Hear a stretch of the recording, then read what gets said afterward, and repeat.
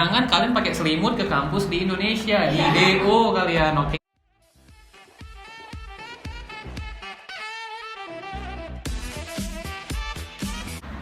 Welcome to kelas Kadit, it's sharing time.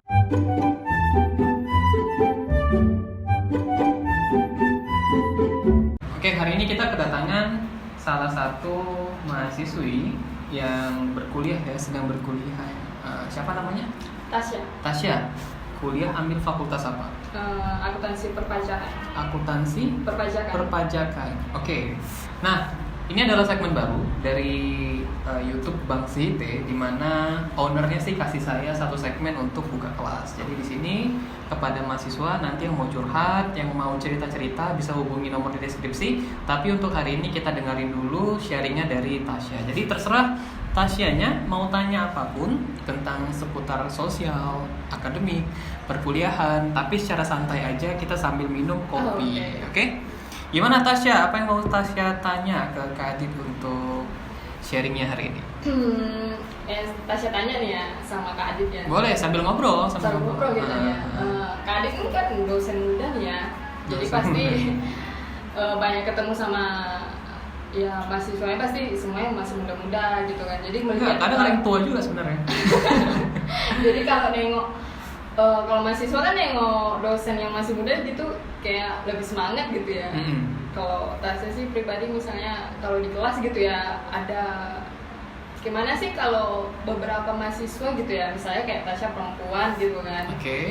Cari perhatian gitu kepada dosen-dosen muda gitu kan. Jadi gimana sih respon Kak Adit biasanya? Pasti kan menghadapi ya dosen-dosen mahasiswa ya yang perempuan. Ini pertanyaan yang paling sering sebenarnya saya hadapi di Instagram nih Tasya. Kayak apa kita jawab. Yang pertama sih untuk perhatiannya mungkin ya saya notice sih, mungkin dapat perhatian dari beberapa mahasiswa dan mahasiswi. Mungkin kita garis bawah ini mahasiswi aja, karena kalau mahasiswa agak aneh kan gitu. Apa nggak mungkin. Nah, kalau dari saya sih nggak mungkin lah saya tanggapi serius terus kita hindari perkuliahan untuk membahas fokus seperti itu. Mungkin untuk saya sih itu intermezzo ya Tasya ya.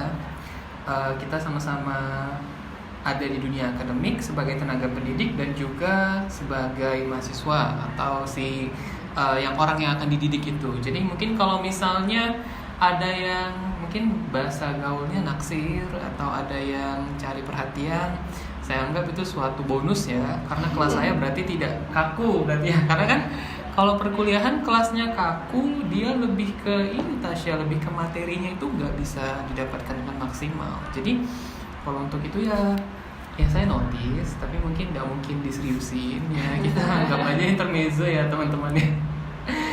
Ini dari Tasya atau dari pengalaman pribadi atau dari pengalaman pribadi sih ada ya. Pengalaman pribadi. Iya. Oke, dosennya siapa? Nggak boleh sebutin ya? Nggak boleh lah. Nggak boleh sebutin. Nanti saya marah. Oh, udah punya istri berarti dosennya? Sebelumnya sih belum ya. Oh, sebelumnya belum. Ini makin kesini makin banyak ya sharing Tasya ya. Oke, Tasya. Jadi ceritanya itu jadi Tasya ini dekatnya sama si dosen ini gitu kan. Sebenarnya sih berawal dari kayak sekedar Tasya suka ajak bicara misalnya gitu kan. Pak, udah ada pendamping hidup nggak nih? Coba nih sekedar gitu aja. Cuman kayak maka dosennya itu kayak merasa, malah kayak si dosen ini yang merasa kayak gimana ya? Jadi kayak Tasya itu serius sama dia, padahal sebenarnya kan biasanya ini kan mahasiswa nih ya, yang kalau misalnya dosen ada yang agak ngasih perhatian sama mahasiswanya yang apa sih namanya, baper gitu ya kan, saya baper kan. Tapi ini dosennya yang baper gitu. Oh gitu. Iya. Luar biasa nih Tasya. Mungkin kalau jadi setelah itu sih Tasya sih biasa aja ya gitu kan. Cuman mahasiswa yang lain mandangnya udah nggak enak nih kan. Jadi kayak istilahnya seakan-akan Tasya itu kayak ada lu pakai paket apa sih gitu ya, sampai dosen bisa suka sama lu gitulah istilahnya ya kan. Padahal ya Tasya hanya sekedar ya nggak masalah sih kan, kita misalnya kayak Tasya sama Kak Adit gitu berteman kan nggak masalah ya kan, karena masih sama-sama muda gitu misalnya. Jadi tapi ya gitu aja sih, memang dosennya sempat ngedekatin, tapi setelah itu saya memang nggak, saya menjaga nama lah gitu istilahnya kan, menjaga nama dosennya juga kan. Oke, mungkin kalau dari saya, Tasya, kita lihat dulu karakter dosennya seperti apa. Ya, anggap aja ini kan kamu sharing untuk mendapatkan salah satu bentuk ilham, mendapatkan jawaban terhadap problematikanya. Kalau dari saya, kita kenalin aja dulu karakter dosennya. Dosennya seperti apa? Apakah dia friendly, tapi dia bisa diajak bercanda, atau ternyata si dosen itu tidak bisa diajak bercanda? Karena impact-nya itu kan nanti di akademik. Ya, mungkin kalau dosen ada beberapa yang seperti saya, dia suka main futsal sama mahasiswa. Saya to be honest, sebelum pandemi COVID-19 saya suka main futsal sama anak-anak saya, mahasiswa. Terus main badminton bareng. Terus kita mungkin pernah nge-jam bareng. Terus kita juga pernah catur bareng. Jadi kalau karakter dosen seperti saya itu lebih friendly. Tapi kalau mungkin dosennya karakternya beda, kita kasih bercanda dikit dia serius, mungkin ya keep in touch, tapi taulah kita batasin aja lah untuk mencegah hal yang tidak ya teman-teman ya. Karena kan ya taulah mahasiswa, taulah dosen, kan mereka juga manusia, nggak mungkin belajar aja, pasti juga ada kehidupan sosialnya. Benar ya teman-teman ya, yang penting ada batasan dan tidak berlebihan. Nah itu Oke. Untuk dari saya, Tasya. Apalagi Tasya mau cerita sharingnya nih. Terus menurut Kak Adit gimana sih biasa nih mahasiswi lah ya dikatakan yang suka bergaya gitu ya, pakai make up ke kampus. Ke kampus. Kalau ke sekolah kan ya nggak mungkin pakai make up kan. Ya, kalau udah kuliah kan istilahnya lebih bebas, pakai yang bebas ya kan, penampilan bebas. Jadi gimana sih menurut Kak Adit gitu? Mahasiswi yang suka bermakeup atau yang rambutnya diwarnai gitu, yang agak-agak nyentrik lah gitu saya. Pertanyaan yang bagus nih teman-teman. Kalau secara pribadi saya yang pertama lihat dulu di universitasnya, di kampusnya. Kalau nanti universitasnya ternyata norma salah satu agama cukup tinggi, kita bergaya tidak sesuai dengan regulasi, ya pastinya nanti ada sedikit sanksi gitu. Wih, semua jangan-jangan pantun bisa jadi.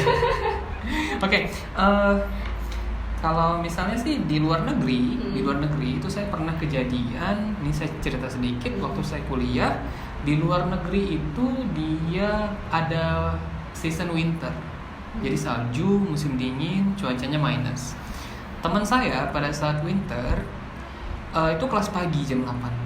Oke, dia datang, dia pakai selimut dari kamar. Dia kuliah, ada saya dengan budaya ketimuran saya di Indonesia ya, di sini kan kita lihat loh, kok dia pakai selimut. Dia dengan budaya baratnya ya nggak masalah gitu. Jadi ada budaya yang harus kita lihat. Jangan kalian pakai selimut ke kampus di Indonesia, di DO kalian, oke teman-teman ya. Nah untuk yang ini mungkin kita lihat dulu regulasi kampusnya. Kalau kampusnya mungkin up to date, kampusnya seperti anak muda lagi ada sesuatu yang happening dia tahu, mungkin boleh. Ya jangan manner lah, karena kami sejujurnya kaum laki-laki menyukai sesuatu yang natural, nggak perlu bermakeup, kalian udah cantik.